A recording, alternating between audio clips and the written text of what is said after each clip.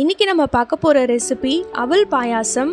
இந்த ரெசிபி ரொம்ப குயிக்காக 10 நிமிஷத்தில் ரெடி பண்ணிடலாம். எப்படி பண்ணுறதுன்னு பார்க்கலாம். தேவையான பொருட்கள்: ஏலக்காய் தூள் 1/4 டீஸ்பூன். உங்ககிட்ட முழு ஏலக்காய் இருந்ததுன்னா 3 நல்லா தட்டிட்டு இதில் சேர்த்துக்கோங்க. சர்க்கரை 3 டேபிள் ஸ்பூன். நாட்டு சர்க்கரை கூட சேர்த்துக்கலாம். முந்திரி பருப்பு 20 நம்பர். உங்களுக்கு எவ்வளோ வேணுமோ நீங்கள் அதில் சேர்த்துக்கலாம். வெள்ளை அவல் 1/2 கப் எடுத்திருக்கேன். கொதிக்க வச்ச பால் 500 ml. நெய் தேவையான அளவு. இப்போ எப்படி பண்ணுறதுன்னு பார்க்கலாம். ஸ்டவ் ஆன் பண்ணி பேன் வச்சுக்கோங்க. பேன் சூடான உடனே தேவையான அளவு நெய் ஊற்றிக்கோங்க.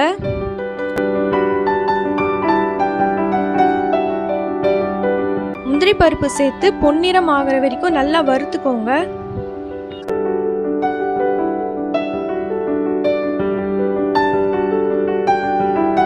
ஸ்டவ் ஆன் பண்ணி பேன் வச்சுக்கோங்க.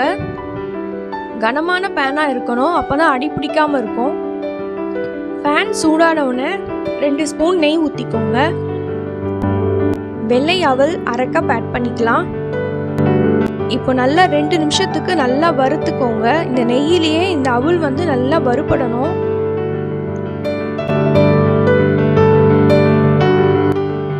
கொதிக்க வச்ச பால் 500 ml ஆட் பண்ணிக்கோங்க. இப்போ ஒரு 4 நிமிஷம் கொதி வர வரைக்கும் நல்லா கலந்து விட்டுக்கிட்டே இருங்க. இந்த 4 நிமிஷம் இந்த அவல் பால்லையே நல்லா வெந்துடும்.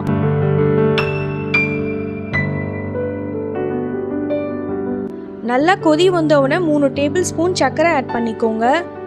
1 நிமிஷத்துக்கு நல்லா கலந்து விடுங்க. இந்த பாயாசம் கெட்டியாக இருந்தால் கூட இந்த சர்க்கரை கரையும் போது நல்லா லிக்விட் கன்சிஸ்டன்சிக்கு வந்துடும். அப்படியே உங்களுக்கு திக்காக இருந்ததுன்னா கொஞ்சமாக பால் ஆட் பண்ணிக்கோங்க.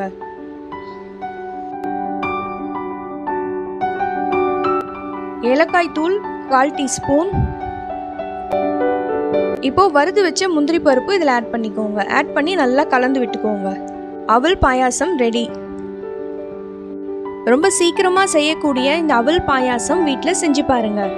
இந்த ரெசிபி உங்களுக்கு பிடிச்சிருந்ததுன்னா ஹாப்பி குக்கிங் ஹாப்பி ஈட்டிங் சேனலுக்கு சப்ஸ்கிரைப் பண்ணுங்க. இன்கிரீடியன்ட்ஸ் டீட்டெயில்ஸ்லாம் கமெண்ட் பாக்ஸில் இருக்குது, வேணுன்றவங்க செக் பண்ணிக்கோங்க. தேங்க்ஸ் ஃபார் வாட்சிங்.